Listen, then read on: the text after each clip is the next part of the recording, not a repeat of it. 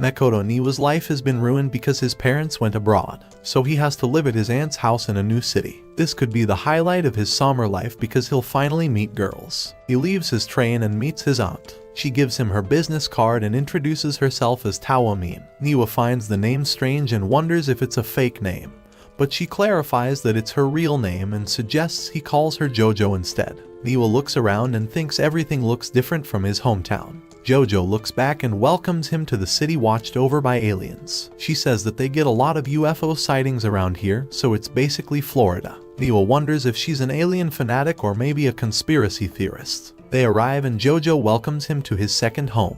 Niwa walks inside and sees a person wrapped in a futon. Jojo doesn't explain why there's a human sushi on the ground, which is luckily alive. Niwa questions his aunt, but says that he's more than happy to live with her. Later, the two have dinner, but the futon is there as well. He asks Jojo if he's supposed not to see it and says that there's a distracting object on his right. Jojo says that ghosts are usually on your left. Niwa confronts her and says she lied to him. Mime tries to start a new conversation and Niwa says she doesn't live alone. Niwa gets angry and Jojo asks if he has any proof. He pokes the futon and says her proof is here. He keeps poking the futon, but Jojo tries to switch the conversation. He finally has enough, but the futon begins hitting him. The futon begins to mumble nonsense and Jojo translates it as nice to meet you. She says that this is her daughter. Niwa asks her to elaborate, but she calls him a virgin. The boy asks her what happened to living alone. The futon girl keeps hitting him and he grabs her foot and shoots her back as hard as he shoots his cream.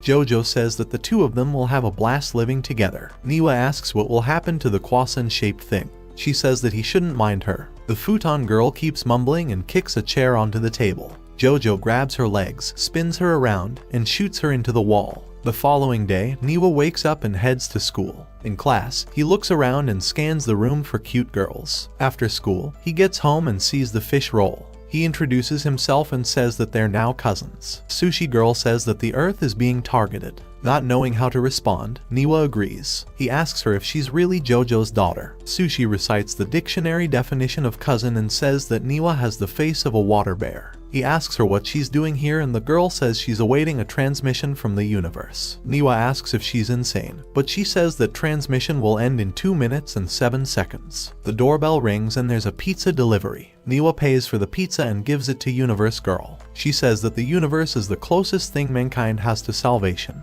She goes back to her room and returns the money. Denpa Girl seems to understand the concept of money. He wonders how she will eat the pizza, but she splits it in two, throws it into the air, and eats it. Niwa asks what she's going to do with the other half and she says that she wouldn't mind sharing. Niwa splits the cost and eats the pizza. Somebody calls and Niwa picks up. It's Jojo. She says she can't come home yet and therefore tells him he can just eat whatever he wants. Jojo advises him to pretend he never noticed the girl and hangs up.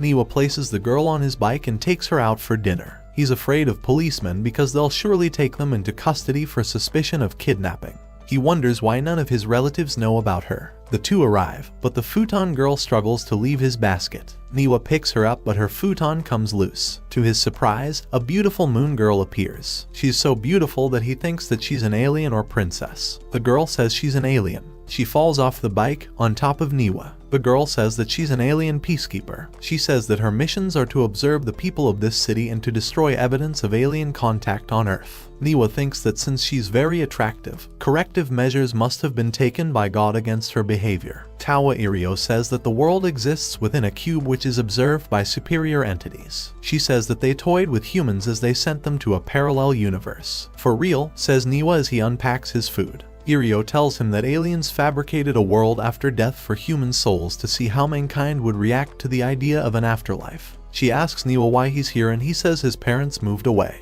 She asks what kind of alien contact he had in his previous town and he says none. Niwa explains that the Earth is big, so not all aliens visit Japan. He asks Irio why she continues acting like she's an alien and she says that she simply is. Niwa tells her she still has bits of pizza stuck on her face and cleans it off. Irio reassures him she won't alter her perception of him over such bribery. He asks her what she does during the day. Irio tells him she spends her time destroying evidence of Earth's contact with alien life forms. The next day, he finishes school. The boy walks to his bike, but a girl chants "Hey transfer student." Niwa says that she makes it sound like she's ordering him in a weird dialect. The girl introduces herself as Mifune Ryuko. She asks him where he lives and he shows her his map. She grabs it with her mouth and gives it back. Niwa notices that the paper is wet and thinks it could be her lip balm or maybe her saliva. He puts it in his pocket. Since they both have to go to the same cross section, Ryuko asks if he wants to join her. Niwa says yeah. She puts on her helmet and says that it's a magical item that prevents your scalp and hair from getting ripped off. She asks him if he's going to leave his head naked.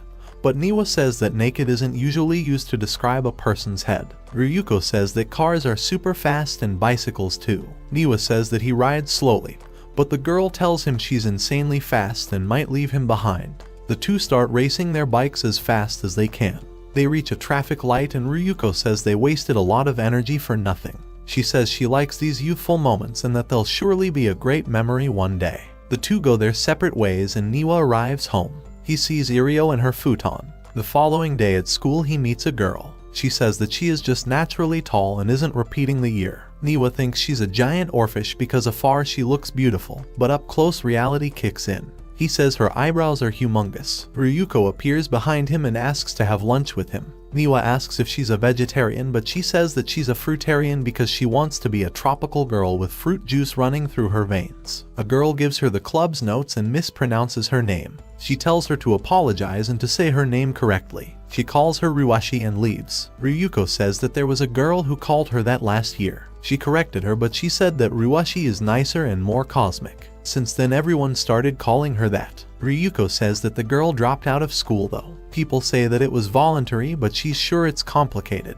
She goes to her club meeting and says she'll see him tomorrow. Judging from her personality, Niwa thinks she's either in the drama club or the basketball team. Niwa goes outside and sees what appears to be a giant swordfish hung by a crane. She asks him if he's planning on joining a club and he says no. The girl says that all the clubs tried to recruit her last year, but everyone rejected her the following week. Niwa asks her why and the girl says that when she holds her arms in the air for more than 10 seconds she gets really lightheaded. This is why the basketball team, volleyball team, and the drama club gave up on her despite her height advantage. She asks him what they call people like her and Niwa says weakening. The weakening says she also got fired from a bookstore for being useless. Niwa thinks she's just lazy. Niwa is excited about going home with a girl 2 days in a row, and with different girls too. Niwa gets home and sees Sushi Girl laying on the ground. He goes to the kitchen and sees a half-eaten pizza. This means that the inside of her futon must look like a food processor. Niwa begins cleaning her face and she quickly wraps up.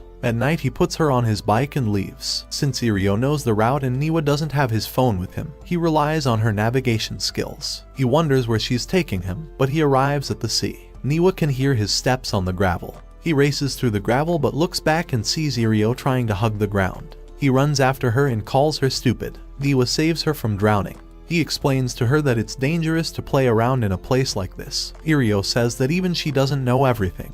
The boy asks her how she usually gets here and Irio says she flies. The two start making their way back but encounter Niwa's classmate. She calls herself the Sandwich Woman. Niwa thinks it sounds like a name from a crappy superhero show. She notices Irio and recognizes her. Niwa asks if she knows her and the girl says that she went missing for about half a year. She says she claimed to have been abducted by aliens after creeping everyone out. She dropped out of school. She asks them why they're out here together. Niwa says they're cousins. Sandwich Girl bursts out in laughter and asks if he lives under the same roof as her. Niwa says yes and she says she just made that up and calls him a piece of work. She tells him to wait till their classmates get wind of this, because that will surely throw the class into utter chaos. She says it's a joke and that she won't tell anyone yet. Niwa asks her why she's here and she says she went for a stroll around the neighborhood. She likes watching the night sky, especially the clouds. Niwa questions her outfit but she just happened to feel like it tonight. The two finally get home. Jojo is eating Irio's pizza in the kitchen.